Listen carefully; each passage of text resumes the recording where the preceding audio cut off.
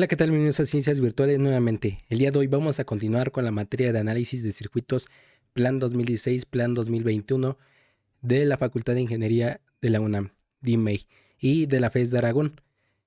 Para este vamos a comenzar un nuevo tema de lo que sería el 4.1, respuesta forzada del circuito RC, RL y RLC a una excitación sinusoidal, función de excitación exponencial compleja, concepto de fasor, impedancia, resistencia y reactancia, y admitancia, conductancia y subceptancia de elementos capacitivos e inductivos. Y bueno, ¿por qué puse en particular estas palabras en rojo? Porque es lo único que vamos a estar viendo. Ahora, lo que sería la función de excitación exponencial compleja y la respuesta forzada, pues eso lo van a estar viendo en lo que es modelado de sistemas dinámicos o físicos y en señales. Ahí se va a ver esa parte más claramente. Sin embargo, en esta parte vamos a entrar a lo que es corriente alterna. Entonces vamos a dar en primer lugar todos estos conceptos. Por eso es que los puse en énfasis de color rojo. Entonces vamos a comenzar con lo siguiente. En primer lugar, para que ustedes vean el concepto que vimos de corriente continua o corriente directa. Bueno, más bien es corriente directa porque sus valores se encuentran en este cuadrante como estoy señalando. Y continua porque es una línea recta. ¿Ok? Es como, bueno, les invito a ver la lista de reproducción, cómo se vio esa línea recta precisamente que es continua. Pues es corriente continua o bueno, aquí le dicen corriente directa, pero es porque está en este cuadrante. Y ya continua es que está en un mismo, en una pendiente cero, simplemente de tal manera que siempre es constante su valor. ¿Ok? Al momento de manifestarse. En este caso la corriente, ¿no? Es lineal, entonces puede haber oscilaciones. Es precisamente, dijimos, bueno, idealmente es una línea recta, horizontal, pero tiene obviamente una resistencia, por lo tanto bueno, vimos la parte que es un modelo ideal y real para en esos casos, para los resistores. En este caso, ya la corriente alterna, precisamente su nombre lo dice, es decir, oscila entre dos valores, tanto positivos como negativos, y tiene esta forma, una forma senoidal. ¿Por qué? Porque obviamente más adelante nada más una explicación breve del por qué se manifiesta esta forma, precisamente de esta señal. Luego veremos cómo podemos diferenciar la señal o qué se le dice señal, pero digamos que es una manifestación precisamente de una magnitud, pero representada gráficamente. Entonces, aquí vemos que se alterna esos valores.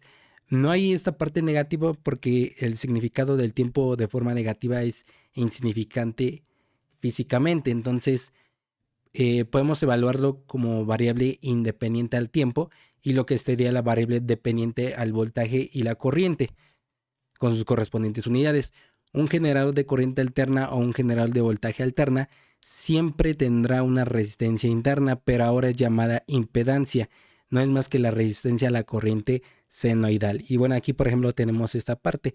Este símbolo ya se los había presentado desde el tema 1, si no mal recuerdo el subtema 1.1, que es el símbolo para lo que sería, la mayoría de las veces va a ser una fuente de corriente, una fuente de voltaje senoidal o alterna.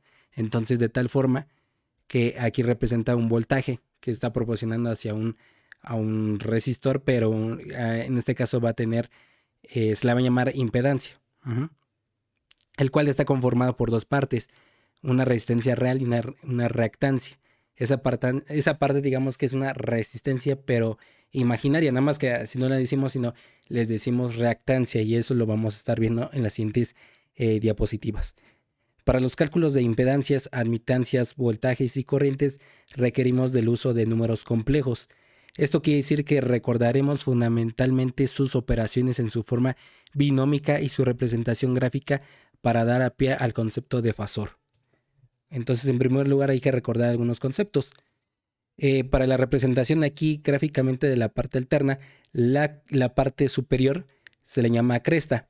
Lo que sería la diferencia entre la cresta y lo que sería el eje del tiempo, esto sería la amplitud. Ahora, la diferencia donde parte un punto, donde estoy aquí señalando, y vuelve y llega a ese punto, o sea, una vez que haya pasado dos veces, es decir, es una y vuelve dos. Entonces, a eso se llama periodo. Y luego el punto más bajo, es si lo contrario a la cresta, sería el valle. Y por último, la longitud de onda, que sería entre cresta y cresta. ¿Ok? Recordemos que aquí el periodo es igual a 1 entre la frecuencia. El periodo es, sus unidades son los segundos. Y obviamente la frecuencia, las unidades es S a la menos 1, simplemente 1 entre S, o simplificados se llaman hertz.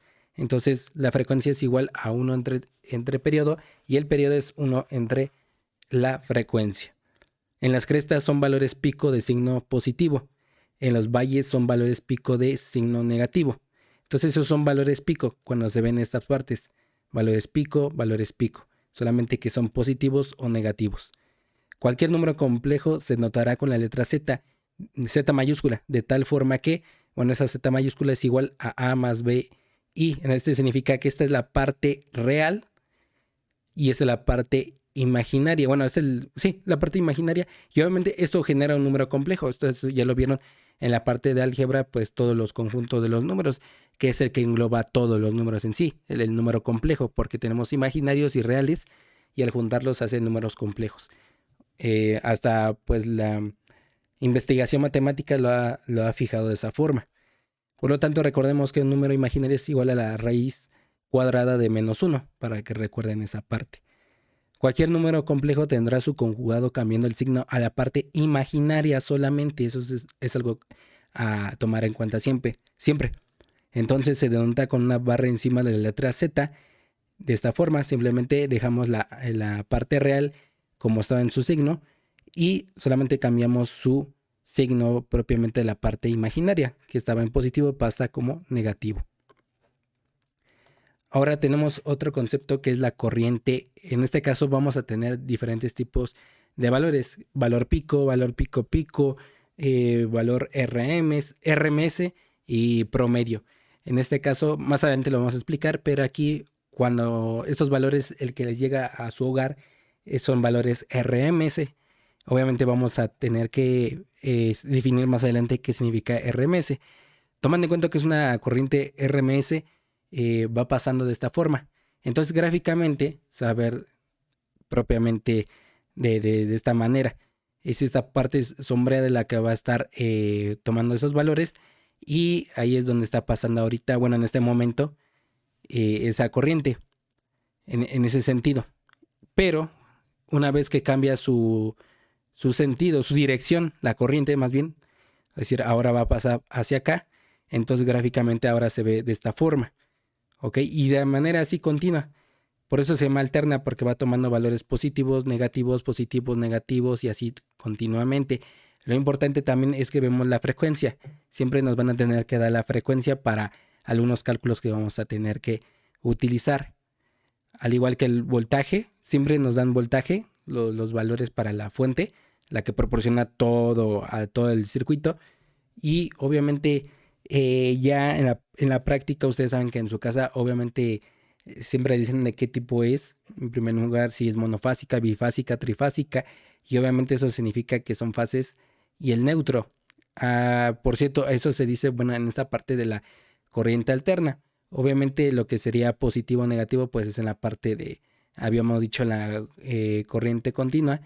Y obviamente cuando decimos polaridad pues ya es más referente hacia la electrónica. Entonces hay que diferenciar esas partes para no tratar de no mezclarlas, pero la idea es casi similar. Luego tenemos el plano complejo, que obviamente es igual, les reitero, eso ya lo vieron en álgebra, pero vamos a reiterarlo aquí. Recordemos que tenemos un eje horizontal de números reales y un eje vertical de números imaginarios. Aquí sería la magnitud de ese número complejo.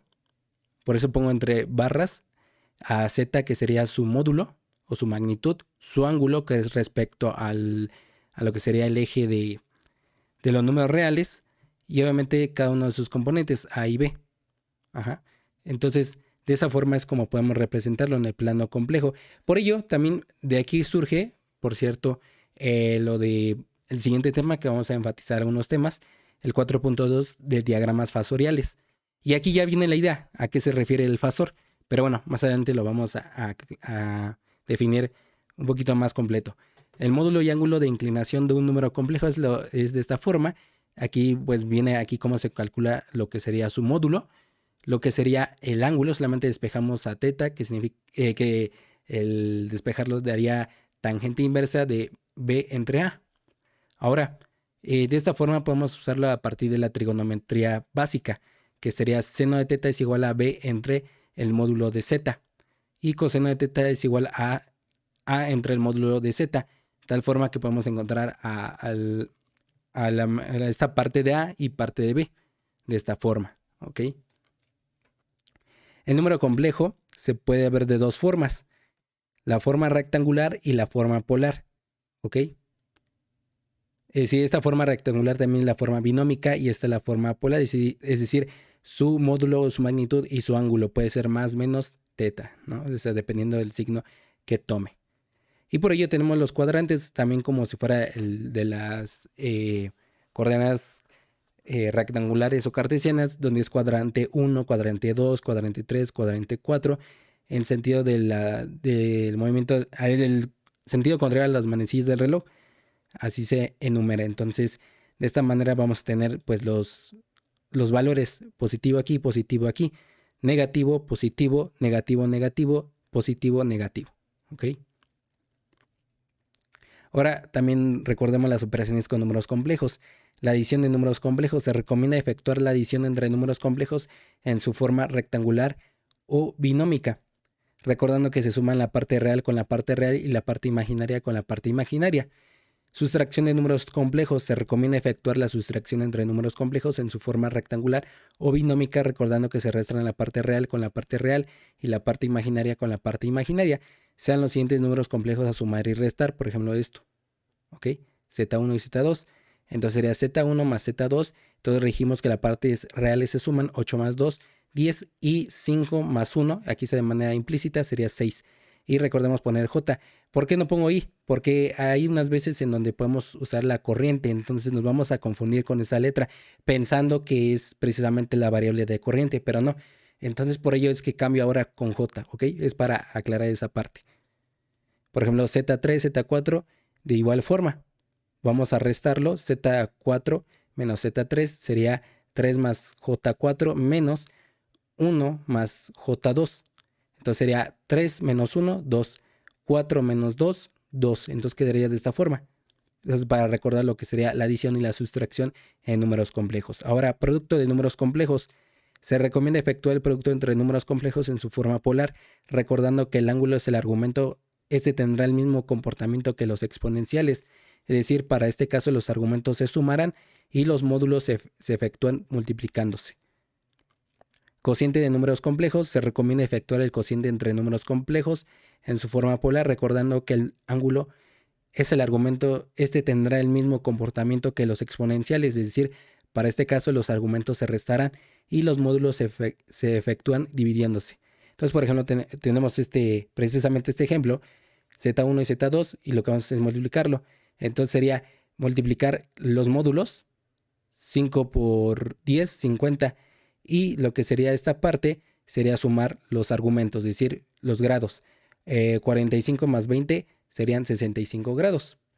Ahora tenemos Z3 y Z4, los vamos a dividir Z3 entre Z4, es decir, 100 entre 25 sería 4 y hay que restar los argumentos, 50 menos 20 sería 30 grados, ¿ok? Corriente de un capacitor y voltaje de un inductor en forma de derivada. Esto pues, bueno, va sobre el tema 3 y obviamente ya viene de antecedente en electricidad y magnetismo, pero aquí lo vamos a recordar. Obviamente este es el símbolo de un capacitor electrolítico, recordándolo. Obviamente pues hay la parte positiva y negativa, de tal forma que la corriente del capacitor es igual a la capacitancia por la derivada del voltaje del capacitor respecto al tiempo.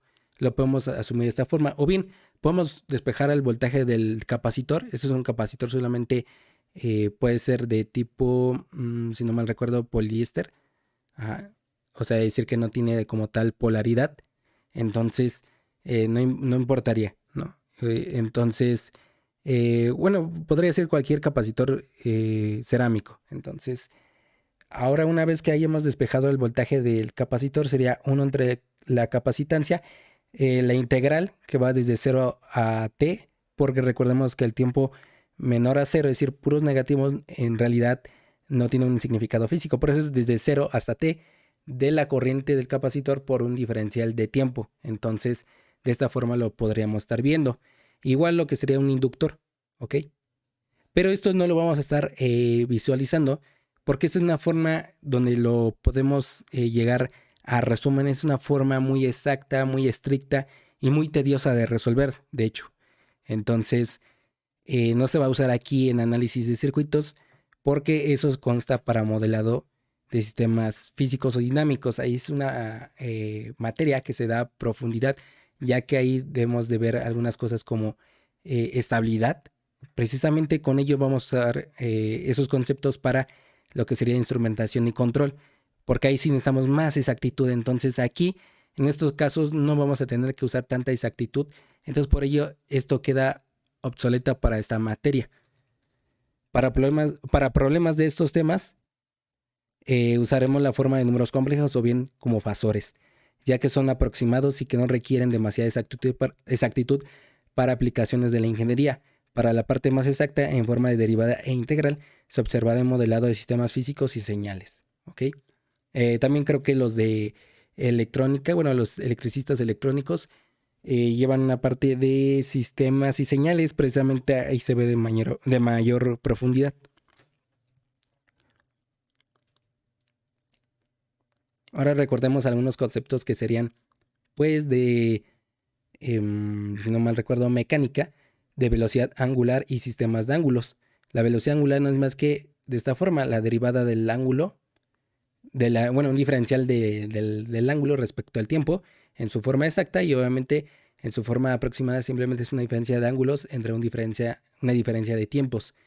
Recordemos que hay dos sistemas de ángulos utilizados en la trigonometría, los grados y los radianes. Además, por cada vuelta que gira un motor de corriente alterna, se traduce como 360 grados o bien 2pi radianes, por lo que el cambio precisamente del ángulo se mantiene constante de 2pi y el cambio del tiempo es el periodo.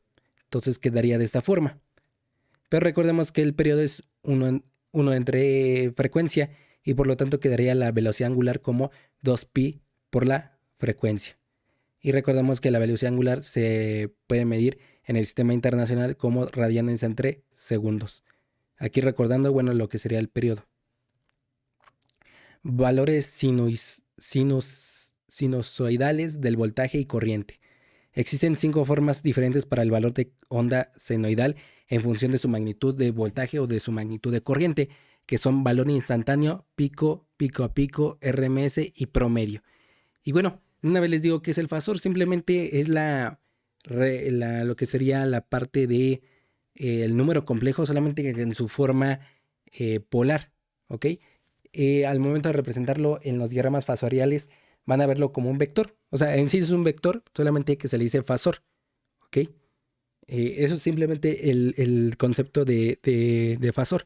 Ahora vamos a ver los diferentes valores que vamos a utilizar para todos los casos para hacer los cálculos, o sea, para encontrar las caídas de voltaje, de corriente, bueno, para encontrar las corrientes o bien algún tipo de propiedad, es decir, lo que sería reactancia capacitiva, inductiva, lo que sería admitancias, impedancias, conductancia y susceptancia, ya sea capacitiva o reactiva, o que diga inductiva. Vamos a empezar por el primero, que es valor pico, amplitud pico, que significa lo siguiente. Aquí tenemos un valor pico que es positivo y un valor pico que es negativo. El valor de pico a pico es simplemente del valor pico positivo al valor pico negativo. Para una onda seno dada, el valor pico es constante y con magnitud en valor absoluto. Entonces, por lo tanto, el valor pico a pico no es más que el valor de 2 veces la magnitud del valor pico. Precisamente ponemos doble P del voltaje, que es 2 veces valor pico, y de corriente sería 2 veces ese valor de corriente pico. El valor RMS, precisamente por sus siglas, son Root Mean Square, que significa raíz cuadrada de la media de los cuadrados. Y significa lo siguiente. Tenemos obviamente en paralelo dos fuentes, un generador de corriente alterna y una fuente de corriente directa, continua, que al momento de cerrarse van a estar dando precisamente lo que sería aquí tendría la misma caída de voltaje, pero aquí nos dice precisamente lo siguiente: el valor RMS de un voltaje sinusoidal es igual al voltaje de corriente directa o continua, que produce la misma cantidad de calor en una resistencia que en un voltaje sinusoidal. Y si en ese momento, cuando lleguen a ese mismo valor, es por eso que tienen ese valor, el valor RMS. Entonces el valor RMS no es más que igual a 0.707 por el valor pico. Y lo que sería la corriente RMS sería igual a 0.707 por la corriente pico.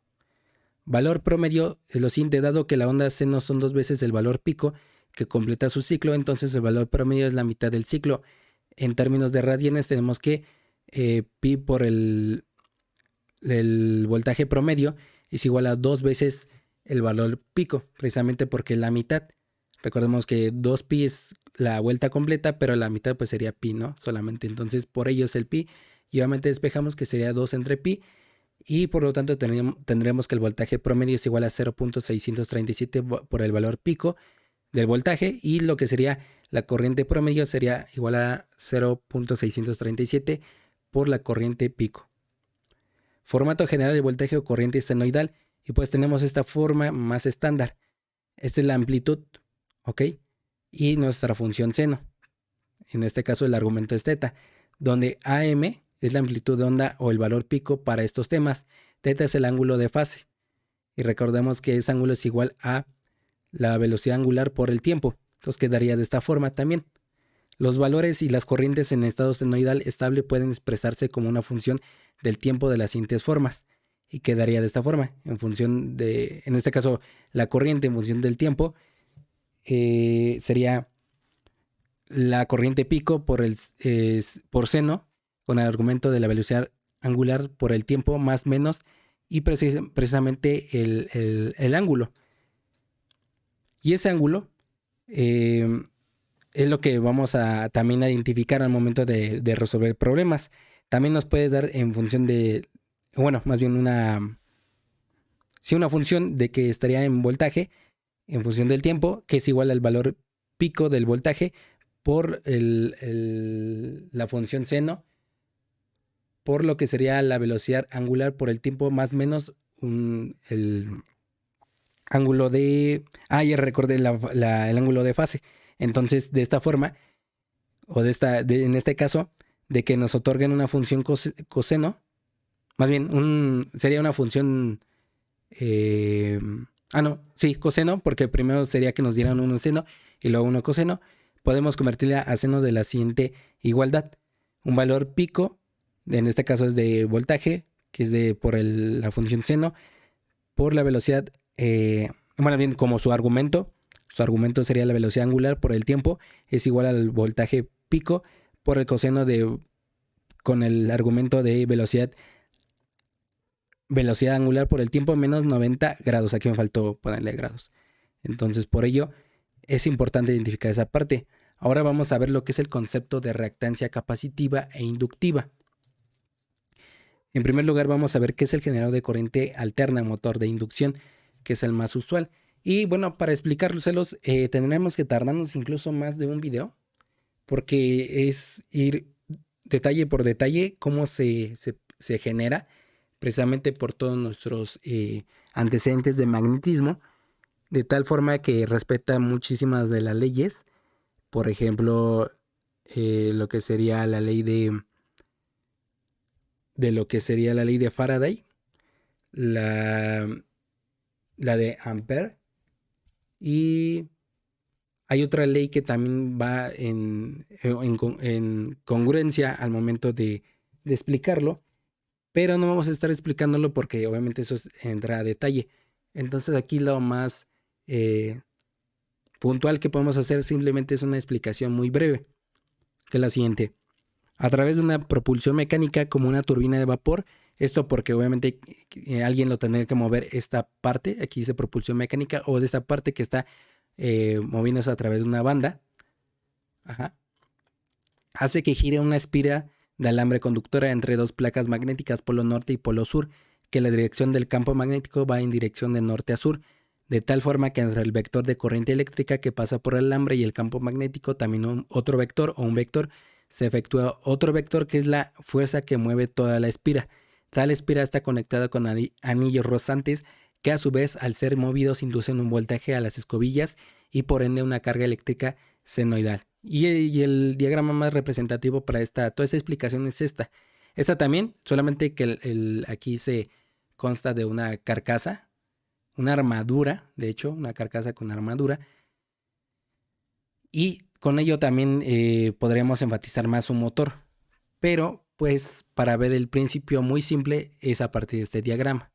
A partir de nuestros vectores, que es la corriente, el del campo magnético y la fuerza que impulsa a moverse, se va generando una corriente. Bueno, más bien va dejando una carga entre estos dos anillos rozantes hacia esas escobillas y dan una carga. ¿Ok? Y puede ser a la inversa, también puede llegar aquí una carga y mover precisamente un eje. ¿Ok? Pero por ello vamos a entrar en mucho detalle al explicarlo cada uno. Entonces, esta es la forma más, digamos, general de lo que sería cómo se produce la corriente alterna. ¿Ok? Concepto de reactancia capacitiva e inductiva. Ahora sí, la impedancia consiste en dos partes debido a su forma binómica como número complejo o ya para esta aplicación como fasor. Precisamente les decía, el fasor es más que el vector pero en forma de número complejo. Una parte real que reside en los elementos resistivos, es decir, resistencia real. Simplemente el resistor como tal. Una parte imaginaria que reside en los elementos capacitivos e inductivos, es decir, la reactancia. Es decir, la parte imaginaria es la parte de elementos como capacitores e inductores.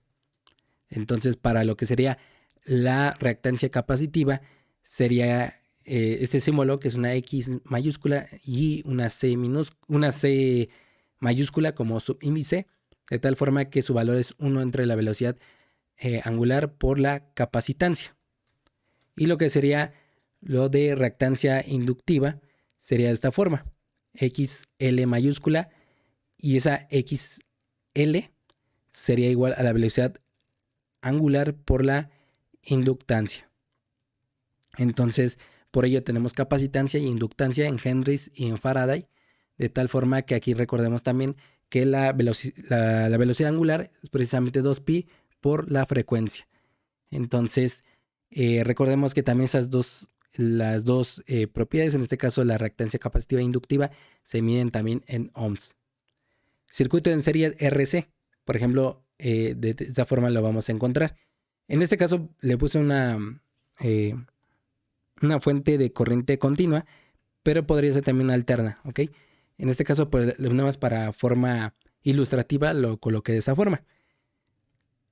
Al final, lo que vamos a hacer en todas las partes cuando ya lo veamos de esta forma, cuando estemos manejando alterna, vamos a ponerle estos cuadritos, estos rectángulos y poniendo dentro de ellos quién sería.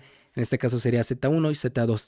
Entonces, Z1 no es más que igual a 0 menos la reactancia capacitiva J por el número complejo, ya que es la parte imaginaria y la parte real, es igual a lo que sería la reactancia capacitiva y su ángulo, que es de menos 90 grados. Esta explicación del signo se va a ver en el tema 3, que a la fecha de hoy nos ha subido, pero vamos a explicar por qué tiene ese signo negativo, ¿ok?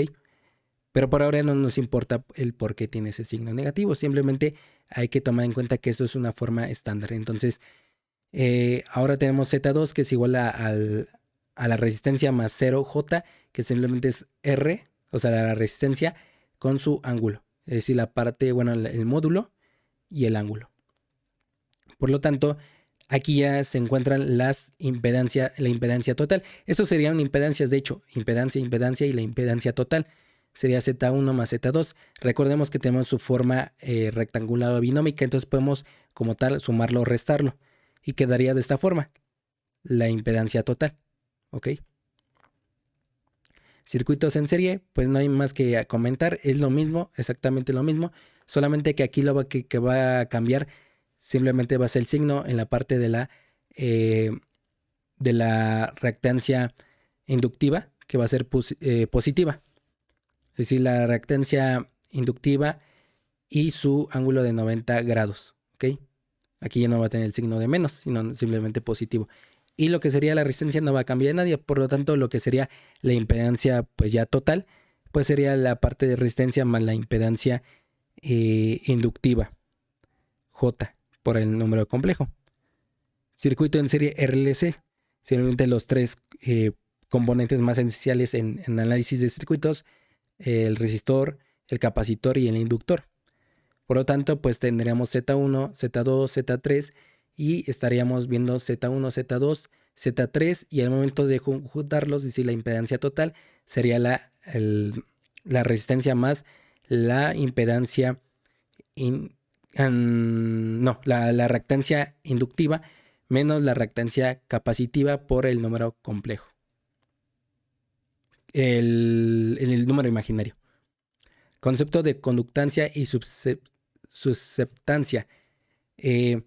La conductancia es el recíproco de la resistencia eléctrica, es decir, es la propiedad contraria a esta última, de tal forma que mide la conducción eléctrica. Entonces tenemos de esta forma que la conductancia es el recíproco o más bien es igual a 1 entre la resistencia, y la conductancia se mide en Siemens, ¿ok? O es igual a 1 entre ohm, pero se usa mal los Siemens, entonces la conductancia se mide en esas unidades. Bajo esta premisa sobre la conductancia, entonces existe la propiedad contraria a la reactancia capacitiva e inductiva llamadas susceptancia capacitiva y susceptancia inductiva. Entonces tenemos esta forma, que sería la susceptancia capacitiva, que es igual a 1 entre la reactancia capacitiva, y simplemente es igual a la velocidad angular por la capacitancia, y lo que sería la susceptancia inductiva es igual a 1 entre la reactancia inductiva, que es al mismo tiempo igual a menos 1 entre la velocidad angular por la inductancia. Entonces, tanto las susceptancias capacitiva e inductiva se miden en Siemens, ¿ok? Todo lo anterior se conforma a la admitancia, que sería la propiedad contraria a la impedancia. Para encontrar dicha admitancia se tiene que ver como fasor, vector, magnitud y dirección. Ok, bueno, es un vector como tal y que el vector tiene magnitud y dirección. Por ello puse el vector porque es lo mismo, solamente que aquí el fasor es en el plano complejo, ¿ok?